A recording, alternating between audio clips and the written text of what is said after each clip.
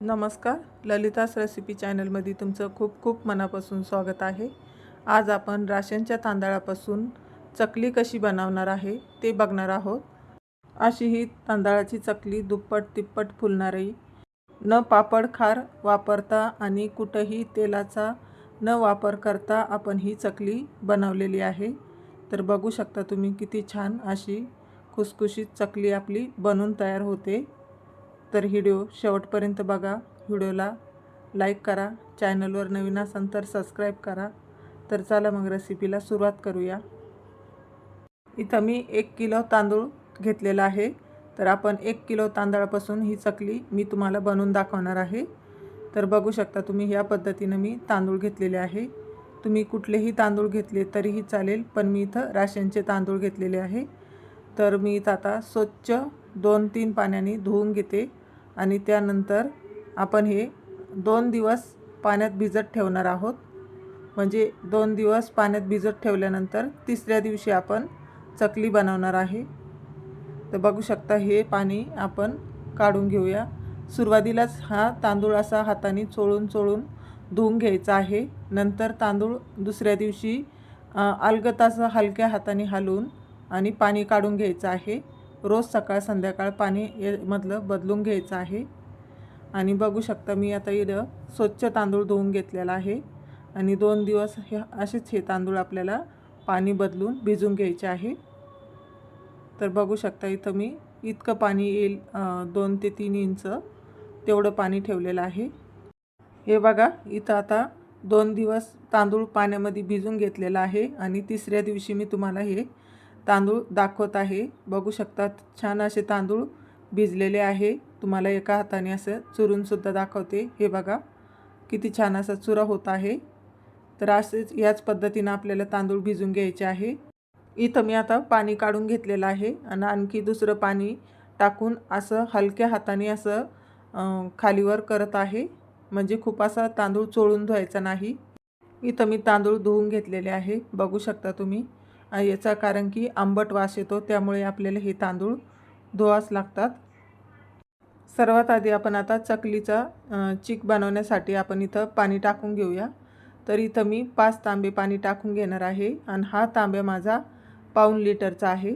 तर मी सुरुवातीला 5 तांबे पाणी टाकून घेणार आहे। त्यानंतर तुम्हाला मी पुढं सांगणारच आहे एकूण पाणी किती लागलं आणि किती तांबे पाणी लागलं। त्यासाठी पाणी गरम होत आहे तोपर्यंत आपण इकडं मिक्सरच्या भांड्यामध्ये टाकून आपण हे बारीक पेस्ट करून घेणार आहोत।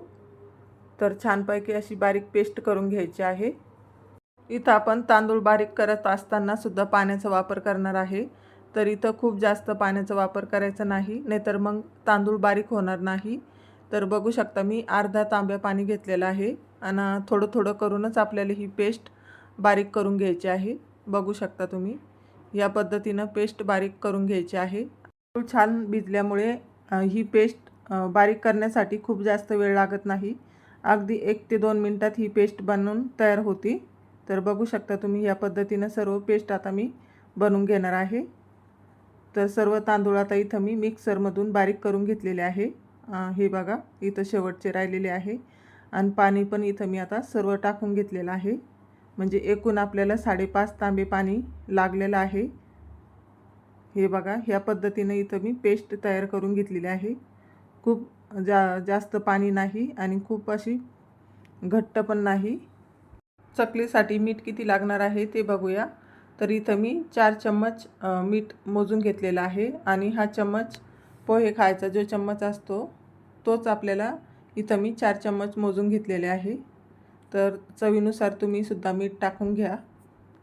इथं आता आपण मीठ पाण्यामध्ये टाकून घेऊया। तर पाणी आपल्याला गरम करून घ्यायचं आहे, उकळी येऊ द्यायची नाही। आणि इथं असं गरम झालं की मग आपण आता पाण्यामध्ये चीक टाकून घेऊया। तर इथं मी 1 तांब्या पाणी यामधून काढून ठेवलेलं आहे। ज्यावेळेस आपल्याला पाणीची गरज वाटली त्यावेळेस आपण यामध्ये पाणी टाकणार आहोत। आणि पातेलं धुण्यासाठी सुद्धा पाणी लागतं, त्यामुळे गरम पाण्याचाच वापर करायचा आहे। तर इथं मी त्यासाठी 1 तांबे पाणी काढून ठेवलेलं आहे। तर बघू शकता ह्या पद्धतीनं एका हाताने असं मिक्स करायचं आहे आणि एका हाताने चीक टाकून घ्यायचं आहे। इथं आपला चीक बनत नाही तोपर्यंत आपल्याला इथं असंच मिक्स करीत राहायचं आहे. काही वेळातच हा चीक असा आळला जातो. तर इथं मी पाणी धुण्यासाठी जे तांब्यात पाणी काढून ठेवलेलं आहे त्याच पाण्यामध्ये मी हे पातेलं धुवून आणि चिकामध्ये टाकत आहे. तर बघू शकता तुम्ही हा चीक आता घट्ट होत आहे आणि हे असंच मिक्स करीत राहायचं आहे. ही खूप फास्ट आपल्याला स्टेप करायची आहे. तर हे बघा असा आता आपला चीक जो आहे तो छान आता झालेला आहे. एकदम असा मस्त घट्टसर झालेला आहे. खूप जास्त सैलसर नाही किंवा मग घट्ट पण नाही, मध्यम झालेला आहे. आणि इथं आपल्याला आता पाणी टाकायची अजिबात गरज वाटत नाही. तर त्यासाठी आपल्याला हे पाणी काढून ठेवणं खूप गरजेचं आहे. कारण की आपला चीक जर घट्ट झाला तर ते पाणी यामध्ये टाकून चीक शिजवला जातो. तर त्यासाठी आपण हे पाणी गरम काढून ठेवायचं आहे. इथं आपल्या पिठामध्ये अजिबात तुम्हाला गिठीसुद्धा दिसणार नाही. सुरुवातीला तुम्हाला तसं वाटत असेल, पण ते पीठ घट्ट होत चाललेलं होतं म्हणून तसं वाटत असेल. तर अजिबात या पिठामध्ये गिठ्या वगैरे काहीच होत नाही. तर बघू शकता तुम्ही इथं मी 15 मिनटं आता झाकून ठेवलेलं होतं. आपण जे पाणी काढून ठेवलेलं होतं ते अर्धा तांब्या पाणी शिल्लक राहिलेलं आहे. तर बघू शकता किती छान चीक आपला शिजून तयार झालेला आहे. तर 15 मिनटं मी इथं असंच झाकून ठेवलं होतं. तर अजिबात याला मिक्स जरी नाही केलं तरी पिठामध्ये गिठा होत नाही. आणि इथं मी ओवा टाकून घेत आहे. तुम्ही तीळ किंवा जिरेसुद्धा टाकू शकता, पण इथं मी ओवा टाकूनच बनवणार आहे. ओवा टाकल्यामुळे छान होतात आणि पचायलासुद्धा ह्या हलक्या जातात. तर त्यामुळे मी इथं ओवा टाकून घेत आहे. आपला चीक कसा शिजला ते कसं ओळखायचं, तर इथं मी थंड पाण्यामध्ये हात बुडून चिकाला हात लावत आहे. तर माझ्या हाताला चीक लागत आहे. तर आपला चीक शिजलेला नाही, त्यामुळे मी आणखी इथं 10 मिनटं चीक शिजून घेतला. तर बघू शकता आपल्या हाताला अजिबात आता चीक लागत नाही. इथं पाण्यात चीक टाकल्यानंतर आपल्याला एकूण 25 मिनटं चीक शिजवण्यासाठी लागलेले आहे. तर बघू शकता किती छान आपला चीक तयार झालेला आहे.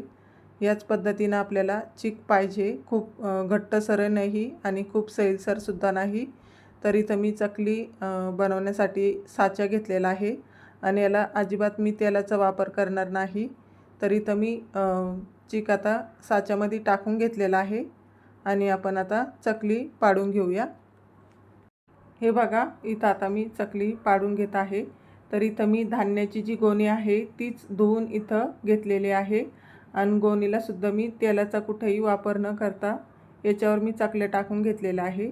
अजिबात याच्यावर चकल्या चिटकत नाही. तुमच्याकडं जर पानकापड नसलं तर हे अशा गोण्यावर घरच्या घरी तुम्ही टाकू शकता आणि स्वच्छ ही निरम्याच्या पाण्यात धुवून घ्यायची आधी आणि त्यानंतरच याच्यावर टाकून घ्यायचे आहे. याच्यावर कुठल्याही पदार्थ केला तर तो खाली चिटकतसुद्धा नाही. तर बघू शकता इथं अर्धा चीक संपलेला आहे, तरीसुद्धा आपल्या चकल्या एकदम अशा छान पडत आहे. कुठंही चकली पाडत्या वेळेस चकली तुटतसुद्धा नाही. याचा अर्थ आपला चीक छान शिजलेला आहे याहून समजलं जातं. तर बघू शकता तुम्ही किती छान आपला चीक झालेला आहे आणि चकली तुटतसुद्धा नाही. छान आपल्या चकल्या तयार होत आहे. तर इथं चीक गरम असतानाच ही चकली टाकून घ्यायची आहे, कारण की चीक थोडा घट्टसर होतो आणि चकली पाडण्यासाठी थोडं जड जातं त्यामुळे. तर इथं आपल्या चकल्या सर्व टाकून घेतलेल्या आहे.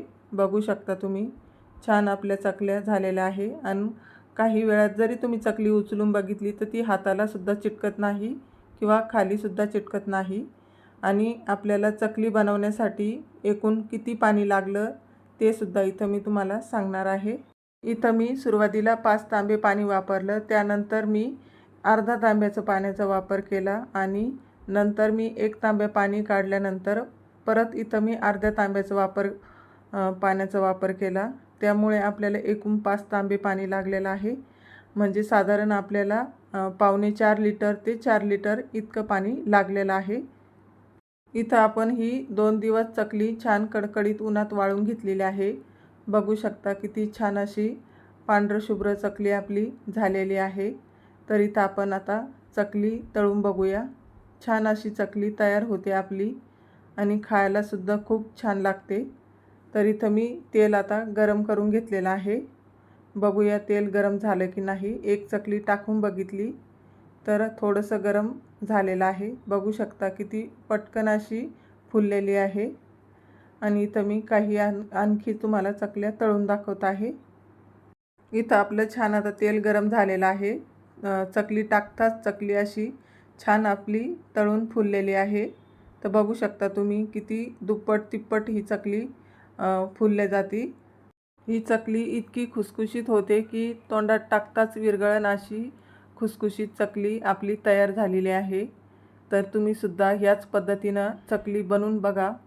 इथं मी पाण्याचा आणि तांदळाचा योग्य प्रमाण सांगितल्यामुळे तुमची चकली अजिबात बिघडणार नाही आणि अशीच खुसखुशीत चकली तयार होईल. तर तुम्ही सुद्धा ह्याच पद्धतीनं चकली बनवून पहा. खरंच खूप छान बनते. तर तुम्ही ह्या चकलीची साईज बघा आणि ह्या चकलीची सुद्धा साईज बघू शकता. तर व्हिडिओ आवडला असेल तर लाईक करा, सबस्क्राईब करा. पुन्हा अशाच नवीन नवीन रेसिपीसोबत पुन्हा भेटूया.